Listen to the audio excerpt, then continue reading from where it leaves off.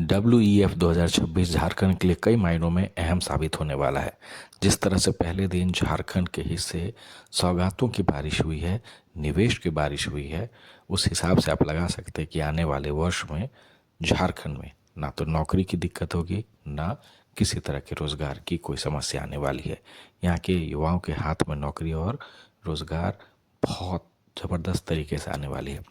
WEF 2026 में झारखंड पहली बार प्रतिनिधित्व कर रहा है और इस प्रतिनिधित्व के बीच झारखंड के हिस्से कई चीज़ें आई हैं। मुख्यमंत्री हेमंत सोरेन खुद वहाँ मौजूद हैं, गांधी विधायक कल्पना सोरेन मौजूद हैं, साथ ही साथ झारखंड के प्रतिनिधिमंडल दावोस में WEF 2026 में राज्य का प्रतिनिधित्व कर रहे हैं। और इस पहले दिन झारखंड के लिए दावोस में ऐतिहासिक साबित हुआ है।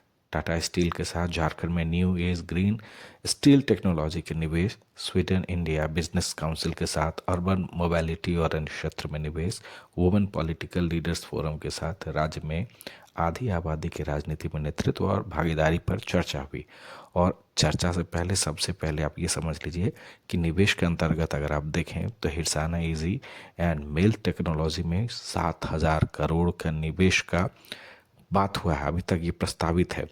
कॉम्बो मिल परियोजना में 1,500 करोड़ प्रस्तावित है और टीन प्लेट विस्तार परियोजना में 26,000 करोड़ निवेश प्रस्तावित है।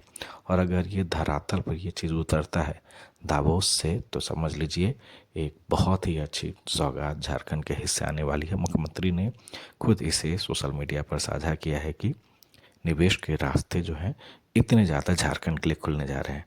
और सबसे बड़ी बात क्या हुई है यहाँ पर पहले दिन कि वर्ल्ड इकोनॉमिक फोरम 2026 की ओर से मुख्यमंत्री हेमंत सोरेन को वाइट पेज दिया गया है और मुख्यमंत्री की ओर से जो सहयोग दिया गया उसके लिए एक पत्र भी दिया गया।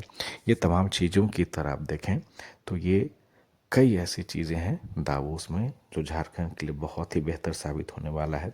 साथ ही साथ सबसे जो खास चीज़ आप इसमें देखें तो WEF के प्रतिनिधियों के साथ जो सबसे ज़्यादा अच्छी चीज़ें हुई, चर्चा हुई, हिटाची के साथ हुई है, टेक महिंद्रा के साथ हुई है। इलेक्ट्रिसिटी और IT क्षेत्र में निवेश को लेकर जो चर्चा हुई है वो सार्थक चर्चा हुई है। और अगर ये चर्चा वाकई धरातल में अगर उतर जाता है, जिस तरह की बातें हो रही है दावोस में, ये पहला दिन है और ऐतिहासिक रहा है, कई हज़ार करोड़ का निवेश प्रस्तावित है।